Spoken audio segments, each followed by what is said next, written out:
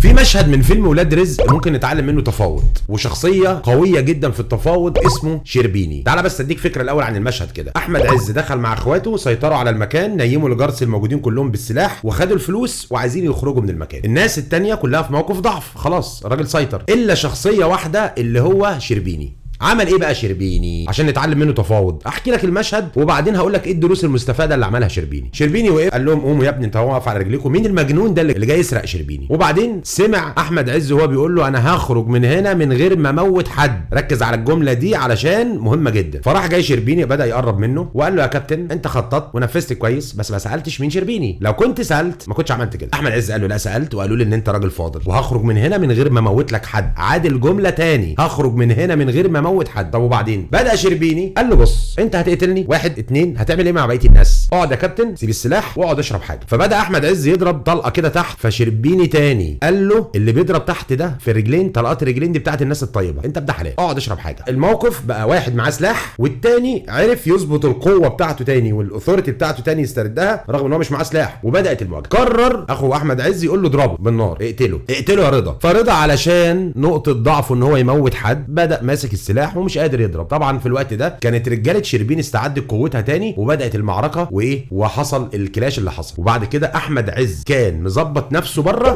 باتنا بيست الترناتيف تو نيجوشيت اجريمنت، اللي هو لو فشل التفاوض اخواته يغطوه عشان يعرفوا يخرج من المكان بسلام. ايه بقى الدروس المستفاده من المعلم شربيني؟ انا قلت لكم قبل كده ان التفاوض نصه ثقه بالنفس. الوقت اللي انت تحت تهديد سلاح والقصه دي كلها لو حس اللي قدامك ان انت ضعيف او خايف او مستسلم هياخد اللي هو عايزه منك. انما تعمل ايه؟ تقف على رجليك. طب يهددك بالموت. شربيني قال له الموت عندي اشيك من عيال زيكم ياخدوا الفلوس ويمشوا، مش خايف من الموت. فبدا يواجهه. قال له طب انا معايا القوه السلاح. شربيني عرف يعمل لنفسه باور واثوريتي ويقول له انك هتموت 1 2 الباقيين هيقتلوك، فهي خلصانه مش هتخرج من هنا بفلوس. شفت لغه التحدي مع الناس القويه؟ بقى هو كمان قوي متحدي. الاسيرتيف هو بقى معاه اسيرتيف. ايه تاني ممكن نتعلمه من شربيني؟ شربيني قدر يستغل نقطه الضعف في الجمله اللي قلت لك عليها بتاعت احمد عز. لما قال ايه؟ قال له انا هخرج من هنا من غير ما اموت حد. يا راجل يعني انت ماسك سلاح وداخل مكان والناس دي احتمال تقتلك، عايز تخرج بامان من غير ما تموت حد، فانت اظهرت نقطه ضعفك للي قدامك اللي هو انت شخصيه بتخاف تقتل، مش بلطجي بقى وقتال قتله يعني. فشربيني معلم برضه وعرف يستغلها وعرف ان انت اخرك هتهوش لكن مش هتقتل، فعلشان كده بدا يعمل لغه التحدي دي بشكل اقوى علشان ياخد اللي هو عايزه. الثبات الانفعالي والثقه بالنفس عند شربيني عاليه جدا جدا. يعني اتفرج على المشهد لو انت ما شفتوش وهو بيقول له انت ما سالتش عليا والموت عندي اشك من عيال زيكم ياخدوا الفلوس ويمشوا. فانا عايز اقول لكم ايه في التفاوض؟ مهما كان الطرف اللي قدامك قوي وبيظهر قوته وعضلاته قدامك، انت ما ينفعش تعامل معاها بالضعف وبالاستسلام، لازم تبين انت كمان قوتك لانك انت عندك قوه بس مش قادر تظهرها. اللي عرف يعمله شربيني قوتك نصها قوه مش محسوسه اللي هي قوه ثقتك بنفسك وثباتك الانفعالي وتحديك وبصيتك للي قدامك، فعملت ليه باور وعملت ليه قوه. اللي تستفيده بقى من احمد عز في المشهد ده ايه؟ ان اي تفاوض تدخله قدر ان انت تخسره قبل ما انت تنجح، فلازم يكون عندك باتنا بيست الترناتيف تو نيجوشيت اجريمنت. يعني لو فشل كانوا هيتعلقوا جوه لولا ان اخوه دخل وقال لك اخواتي يا اولاد التيت وراح واخدهم وخارج، فدي اسمها الباتنا. دي من الحاجات اللي انا بشوفها ممكن نتعلمها من الكاركتر الظريف اللي هو شربيني في التفاوض. وان شاء الله كل ما يجي على بالي مشهد ممكن نطلع منه حاجه او نفيدكم بيه ويقرب شويه القصه بتاعه التفاوض والسيلينج والماركتنج، تابعونا بس ان شاء الله في اللي جاي، واللي جاي افضل بكتير، وبالتوفيق دايما ان شاء الله.